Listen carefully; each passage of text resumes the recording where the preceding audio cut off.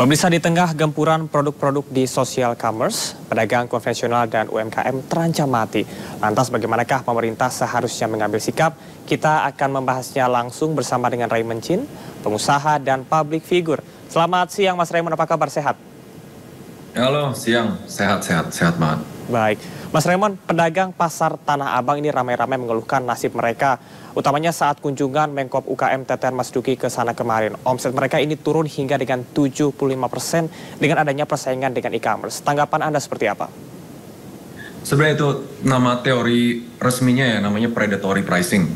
Jadi yang memang sangat bahaya dan sebenarnya udah di-ban secara internasional adalah kalau misalnya kita masuk ke sebuah market dengan harga yang tidak masuk akal, yang sangat amat murah gitu, pasti mengancam yang lain yang mau nggak mau kan UMKM menjual barang dengan harga yang harus menggunakan profit gitu. Kita nggak semuanya tuh punya uang yang banyak untuk mereka bisa selalu subsidi, selalu promo.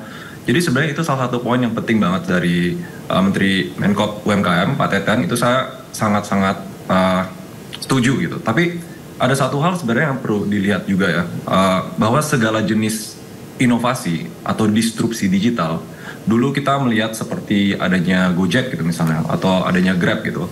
Waktu itu salah satu yang menjadi isu adalah pangkalan ojek tradisional gitu. Menurut saya selain dari meregulasi, yang harus dilakukan, itu udah pasti harus dilakukan oleh negara, adalah bagaimana kita benar-benar membekali UMKM untuk level up.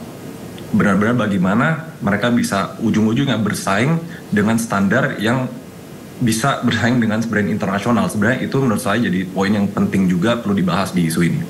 Baik, artinya tadi Anda menyebutkan bahwa UMKM ini bisa naik kelas atau naik level dengan bisa mengikuti perkembangan zaman dan juga digitalisasi yang tentunya tidak bisa kita bendung. Nah, sebelumnya pemerintah juga melalui Kementerian Perdagangan ini akan berencana melarang platform TikTok untuk menjalankan bisnis media sosial dengan e-commerce secara bersamaan. Kalau di TikTok kita bisa kenal dengan TikTok Shop ya Mas ya. Nah, apakah sebetulnya itu berbahaya ataupun seberapa besar dampak TikTok terhadap hal tersebut kalau kita lihat dari dua sisi yang berbeda? Kita ngelihat satu hal dulu ya, TikTok bukan hal baru, di seluruh dunia itu TikTok mengalami ancaman di-ban. Dan ini ada di hampir semua negara di dunia ya, dari US kemarin, India sempat nge-ban TikTok di tahun 2020. Dan banyak dari isu ban TikTok adalah perlindungan data. TikTok kan mengumpulkan data lumayan banyak untuk mereka menggunakan algoritma For You page. Jadi dia bisa menggunakan konten tuh cocok untuk semua orang karena dia mengumpulkan data yang banyak. Sebenarnya kalau di negara lain, isunya adalah apakah data ini aman. Nah, di Indonesia itu lumayan unik, karena TikTok Shop itu market paling besarnya tuh di Indonesia, itu secara global. Jadi kalau kita lihat Indonesia sebagai negara, itu pasar terbesarnya TikTok Shop. Nah, kalau misalnya ini terjadi, berarti TikTok kan kehilangan market yang sangat amat besar. Kalau menurut saya pribadi, social commerce itu sebenarnya praktik yang tidak terlalu berbahaya asalkan diregulasi. Asalkan jelas ini tidak merugikan, dan poin penting yang dari Pak Teten yang saya sangat amat setuju. Saya tidak mau Indonesia kebanjiran produk cross border karena itu pasti akan membunuh produk-produk lokal yang lagi mau bersaing. Karena di saat brand-brand internasional masuk melalui platform TikTok dengan harga yang luar biasa murah karena negara lain manufacturing sudah canggih, mereka sudah canggih dari segi distribusi, canggih di semuanya, pas mereka masuk ke Indonesia, sorry to say, Indonesia belum cukup kuat untuk bersaing. Jadi hal yang lebih penting yang harus dipikirin adalah kalaupun mau social commerce ini di-ban atau tidak di-ban, bagaimana cara kita melindungi barang-barang asing itu tidak terlalu banyak di Indonesia. Karena problemnya market Indonesia tuh sangat banyak didominasi oleh asing, dan itu kenyataannya ekonomi digital kita tuh sangat didominasi oleh asing di luar dari finance. Baik, Mas, tadi kita garis bawahi social commerce yang diregulasi agar bisa melindungi UMKM lokal. Apakah salah satu hal yang dilakukan yang tadi disebutkan oleh Kemenkop UKM, bahwasanya ini biaya masuk dari perdagangan internasional ataupun juga barang-barang yang masuk ke Indonesia, ini dinilai masih lebih murah begitu, sehingga banyak sekali barang-barang yang tentunya ini bisa mengancam barang-barang lokal karena dari segi harga ini lebih murah begitu. Apakah itu menjadi salah satu cara juga untuk bisa menaikkan harga masuk dari barang-barang internasional ke Indonesia?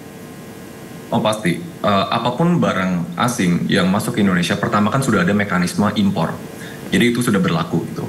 Tapi bedanya dengan adanya platform-platform seperti TikTok atau bahkan e-commerce lain yang cross border, karena sebelum TikTok, Shopee pernah melakukan cross border itu di hampir 5 tahun lalu dan itu langsung cepat di-ban sama negara gitu. Jadi TikTok tuh isunya juga mirip. Jadi prioritas utamanya karena UMKM itu tulang punggung dari negara kita tidak boleh membiarkan apapun yang mengancam UMKM ini, karena barang-barang yang terlalu murah masuk ke Indonesia sudah pasti mengancam UMKM gitu. Jadi itu yang harus cepat diregulasi sih.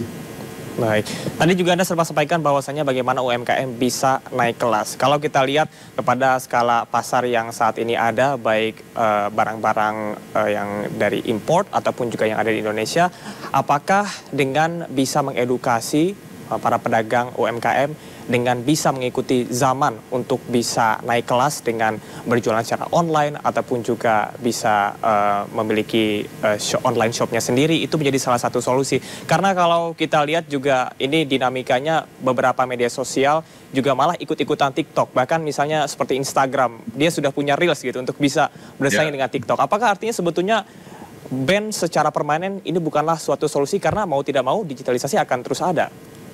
Benar. Solusi terbaik, benar-benar solusi terbaik adalah seluruh warga di Indonesia bisa dibina dan bersaing secara internasional. Karena kita lihat belajar dari negara sebelah ya, dari negara Tiongkok. Pas dia membangun ekonomi digitalnya, 90% itu dikuasai oleh domestik. Jadi negaranya sendiri yang mengambil pangsa pasar digital mereka. Kenapa yang dilakukan begitu? Karena negara dan dari sektor swasta itu investasi besar-besaran bagaimana untuk membuat warga ini naik level melalui edukasi, dan edukasinya bukan cuma oh begini cara menggunakan platform TikTok, tapi hal-hal basic seperti memperbaiki produk dari segi branding, bagaimana mengurus finansial dan accounting. Hal-hal itu tuh harus di-approach secara holistik karena pendidikan dan pembinaan UMKM itu adalah solusi terbaik. Jadi kalau misalnya warga kita sendiri level up dan kita bisa bersaing, sebenarnya kita tidak perlu untuk kayak nge-ban hal-hal ini. Tapi kenyataannya sekarang memang Indonesia perlu catch up. Dan ini pasti effort dari pemerintah sama dari sektor swasta.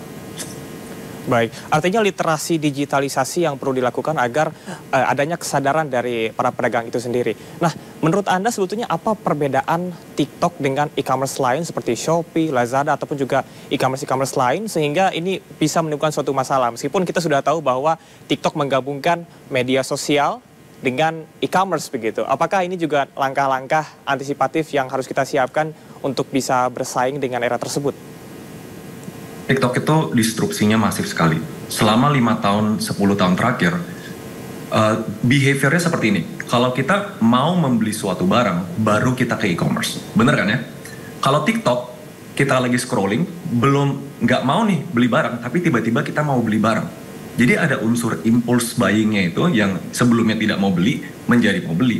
Jadi ini tuh kayak dibalik prosesnya.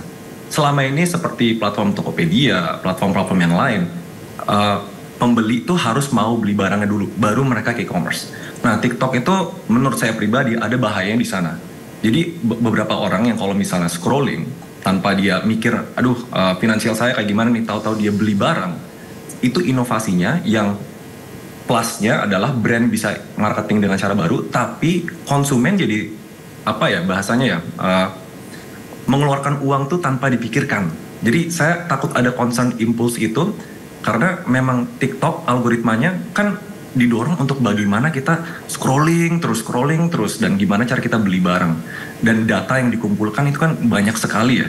Beda dengan platform e-commerce yang lain. Jadi satu hal itu aja udah membuat disrupsi ini tuh lumayan berbahaya atau setidaknya concerning untuk masyarakat.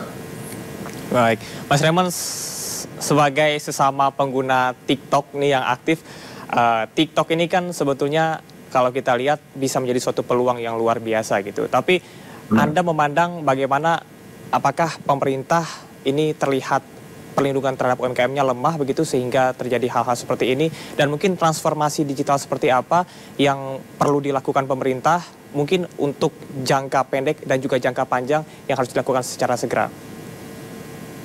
Jangka pendeknya yang pasti saya juga menghimbau pemerintah untuk melihat sisi baiknya juga. So, kita harus lihat dulu apakah TikTok memang terbukti melakukan predatory pricing, apakah mereka terbukti untuk mengkoleksi data yang tidak seharusnya, apakah mereka terbukti untuk memasukkan barang asing sebanyak-banyaknya ke Indonesia, itu harus cepat dicari tahu dan harus cepat diregulasi. Jangka pendeknya adalah kalau misalnya itu semua terbukti dan kita terancam, lebih baik di-ban. Tapi jangan lupa melihat sisi baiknya juga, karena saya sebagai pelaku juga melihat beberapa brand lokal berhasil di TikTok. Dan mereka ukurannya tidak kecil, ada yang sampai puluhan miliar gitu. Dan ini hal-hal sebenarnya kita perlu tanya kan, apa yang dilakuin brand lokal ini di TikTok sampai dia bisa sukses? Dan kita harus latih semua brand lokal lain. Karena posisi saya sebagai pelaku, saya tidak pro TikTok, saya tidak pro pemerintah, saya pro Indonesia. Saya lebih mementingkan gimana caranya negara Indonesia tuh bisa bersaing di kandangnya sendiri. Jadi itu harus bisa dilihat dua sisi, karena brand lokal yang sukses di TikTok juga banyak. Jadi kita harus cari tahu dan secepatnya diregulasi. Kalau memang terbukti TikTok melakukan hal-hal yang buruk itu, lebih baik di-ban dulu. Baik, Mas Raymond, ini kalau kita lihat utamanya pasca pandemi COVID-19 dan bahkan data menyebutkan ada 2 juta UMKM yang terbantu melalui aplikasi TikTok. Lantas transformasi digital yang berkembang di Indonesia ini juga sempat disebutkan oleh Kemenkop UKM bahwasanya transformasi digital ini hanya berkembang di sektor hilir saja. Bagaimana seharusnya langkah pemerintah yang sudah dilakukan agar ini bisa dilakukan secara komprehensif dan juga menyeluruh? Sektor digital itu ada 4 sektor yang besar ya. Kalau kita lihat digital di sebuah negara itu ada 4 yang besar. Commerce, media dan advertising, finance, dan mobility. Dan sebenarnya kalau dilihat dari 4 sektor digital ini, yang paling besar tuh memang commerce. Commerce tuh memang karena Indonesia sendiri mengkontribusi 52% dari seluruh Asia Tenggara. Kalau kita ngomong digital commerce. Jadi kalau kita ngomong hilirisasi, pasti harus dari kiri sampai kanan. Tapi hal pertama yang kita harus pikirin adalah quick win-nya apa? Quick win-nya sekarang kelihatannya adalah commerce. Baru nanti kita harus pikirin media gimana. Karena advertising sekarang kan platform-platform asing sangat banyak ya. Mulai dari Google, dari Instagram. Itu bagaimana kita regulasi itu lagi. Habis itu kita ke sektor mobilitas. Habis itu kita ke sektor finance. Jadi hal-hal kayak gini tuh harus dipikirin jangka panjang. Kalau menurut saya ujung-ujungnya domestik. Bagaimana caranya domestik itu mengambil balik pasar digital ini.